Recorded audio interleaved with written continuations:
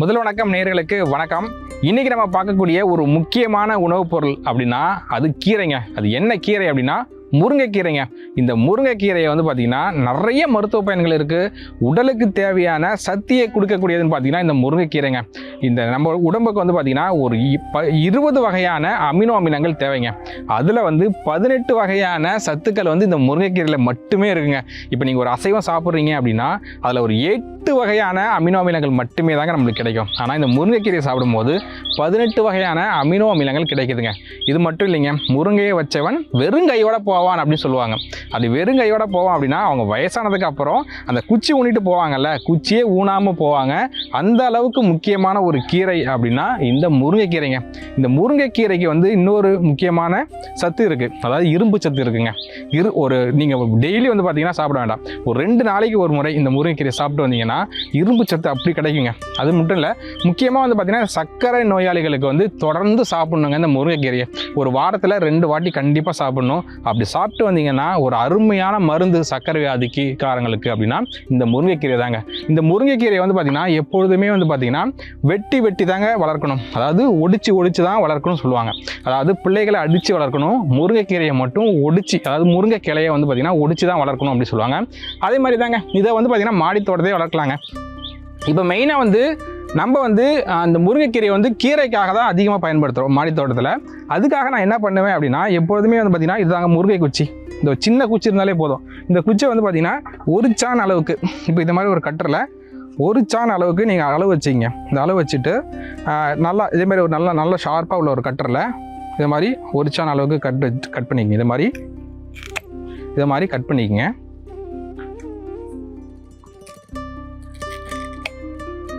இதை கட் பண்ணதை இதை பாருங்கள், சின்னதாக தான் இருக்குது. இது முளைக்குமா அப்படின்னு கேட்பீங்க, கண்டிப்பாக முளைக்கும். எப்படி வச்சது தான் இது. இதை மாதிரி இது ஒரு 4 பீஸாக மாற்றிட்டேன். இந்த 4 பீஸை இப்போ இனிஷியலாக நம்ம பதியம் போடுறோம் அப்படின்னா இதை ஒரு 12 கிராஸ் டோலில் வச்சு பதியம் போட்டுட்டு இதை மாதிரி பதியம் போட்டுட்டு நம்ம கீரைக்கு மட்டுமே நம்ம பயன்படுத்திக்கலாம். இதே மாதிரி வைக்கும்பொழுது இதே மாதிரி இதை பாருங்கள், சின்ன குச்சா நீங்கள் சொல்லும் போது இதெல்லாம் நம்ம அடிக்கடி ஒடிச்சு நம்ம பயன்படுத்த ஆரம்பிக்கலாம். இப்போ நான் இதை கட் பண்ணி கூட இப்படி இருக்குன்னு வச்சுக்கலாம். இது மாதிரி கட் பண்ணி நீங்கள் டெய்லி பார்த்தீங்கன்னா பயன்படுத்த ஆரம்பிக்கலாங்க. இதே மாதிரி கட் பண்ணி எடுத்துக்கலாம். இது அப்பப்போ நம்ம உணவு தேவைக்கு பார்த்தீங்கன்னா இந்த முருங்கைக்கீரையை நம்ம பயன்படுத்திக்கிட்டே இருக்கலாம். உங்களுக்கு பெரிய மரமாக இந்த முருங்கைக்கீரையை வளர்க்கணும் அப்படின்னா இது பத்தாது, கண்டிப்பாக இது பத்தாது. நம்ம பெருசாக அங்கே வச்சுருக்கோம் பாருங்கள், அது பார்த்தீங்கன்னா பெரிய மரமாக வளர்ந்துட்டு இருக்கும் மாடி தோட்டத்தில். அது பார்த்தீங்கன்னா ஒரு பெரிய க்ரோ பேக், ஒரு 18 x 18 மினிமம் அது தேவைங்க. அதில் வச்சுட்டிங்க அப்படின்னா அது பாட்டுக்கு பார்த்தீங்கன்னா பெருசாக வளர்ந்துகிட்டே இருக்கும். அதில் 4 அடிக்கு மேலே நம்ம எப்போதுமே கட் பண்ணி தாங்க வளர்க்கணும். அப்படி கட் பண்ணி வளர்க்கும் போது அதுலேருந்து பூக்கள் வர ஆரம்பிக்கும். அப்படி பூக்கள் வர சமயத்தில் பார்த்தீங்கன்னா பெருங்காயம் இருக்குல்ல, அந்த பெருங்காயமும் தயிரும் நல்லா புளிச்ச தயிர் கலந்து போட்டிங்க அப்படின்னா அந்த பூ உதிராமல் காயாக மாறும். அப்போ நம்ம மாடி தோட்டத்திலே பார்த்தீங்கன்னா காயும் பறிக்க ஆரம்பிக்கலாம். இதே மாதிரி சின்ன பேக்கில் வச்சிங்க அப்படின்னா இது காய்க்காக நீங்கள் ட்ரை பண்ணவே கூடாது, கீரைக்காக மட்டும்தான் பயன்படுத்திக்கணும். இப்போ பாருங்கள் எவ்வளோ ஃப்ரெஷ்ஷான ஒரு கீரை நம்ம மாடி தோட்டத்துலேருந்து கிடச்சிருக்கு. இதுக்கு முக்கியமாக பார்த்தீங்கன்னா வாரத்துக்கு ஒரு முறைங்க, வாரத்துக்கு ஒரு முறை பார்த்தீங்கன்னா தொழு உரம், நல்லா மக்கிய தொழு உரம் பார்த்தீங்கன்னா ஒரு கைப்பிடி அளவு உள்ளே போட்டு விட்டு அதுக்கப்புறம் நம்ம தண்ணி கொடுத்துட்டு வரணும். இதில் பெரும்பாலும் பார்த்தீங்கன்னா இந்த பூச்சி சொல்லுவாங்க. முக்கியமாக பார்த்தீங்கன்னா இந்த முருங்கை மரத்தை வாசலில் வைக்க மாட்டாங்க, ஏன்னா அந்த புழு வரும். அந்த புழு வரும்போது இந்த கம்பளி பூச்சி சொல்லுவாங்கல்ல, முஸ்கட்டை சொல்லுவாங்க, அந்த பூச்சி இதில் வருங்க. அப்படி வரும்போது பார்த்தீங்கன்னா இந்த கீரையை அரிச்சிடும். அப்போ இனிஷியலாக நம்ம பார்க்கும்போதே நம்ம வேப்பனை தெளிக்க ஆரம்பிச்சிடணும். வேப்பனை கரைசல் தெளித்தோம் அப்படின்னா அது போயிடும். அப்படி இல்லை அப்படின்னா இந்த மரத்தில் வந்துருச்சு அப்படின்னா சோப்பு கரைசல் இந்த மரத்தில் தெளித்து அதை கண்ட்ரோல் படுத்தலாம். இது முக்கியமாக அந்த மழைக்காலங்களில் அந்த புழு கம்பளி பூச்சி சொல்லக்கூடியது வரும். அதுக்காகவே நிறைய பேர் வளர்க்க மாட்டாங்க. ஆனால் முக்கியமாக நம்ம கீரையினாலே ஒரு கீரைகளின் ராஜா அப்படின்னா இந்த முருங்கைக்கீரை தாங்க.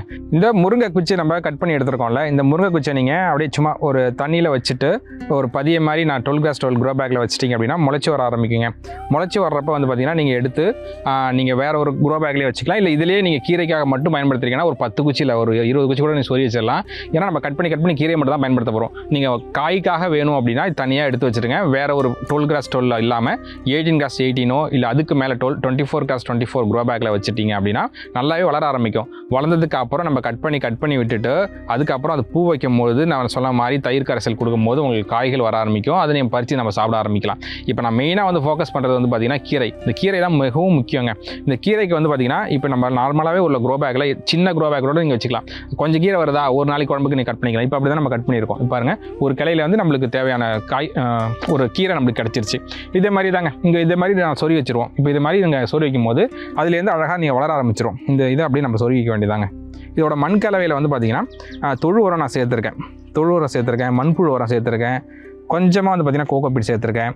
இது எல்லாமே சேர்ந்த ஒரு மண் கலவையில் இதே மாதிரி நம்ம சொல்லி வச்சும் போது இது வந்து பார்த்திங்கன்னா நேற்று நாங்கள் பறிச்சிட்டோம். இந்த கீரை வந்து பார்த்திங்கன்னா நேற்று நாங்கள் பறிச்சிட்டோம், இன்றைக்கி இதை பறிச்சிட்டோம். இப்போ நாளைக்கு வந்து பார்த்திங்கன்னா இலையும் துளுத்து வரும், இலையும் துளுத்து வரும்.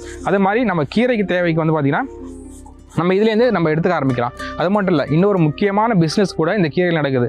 இந்த கீரையை வந்து பறிச்சுட்டு நல்லா பொடியாக்கிட்டு வெயிலில் காய வச்சு நல்லா, அதாவது வெயில்னால் ட்ரையாக வெயிலில் காயக்கூடாது, ஒரு நிழல் கலந்த ஒரு வெயிலில் காய வச்சு அதை நல்லா பொடியாக்கி வெளிநாட்டுகளுக்கு வந்து பார்த்திங்கன்னா இந்த பொடியாக கொடுக்குறாங்க.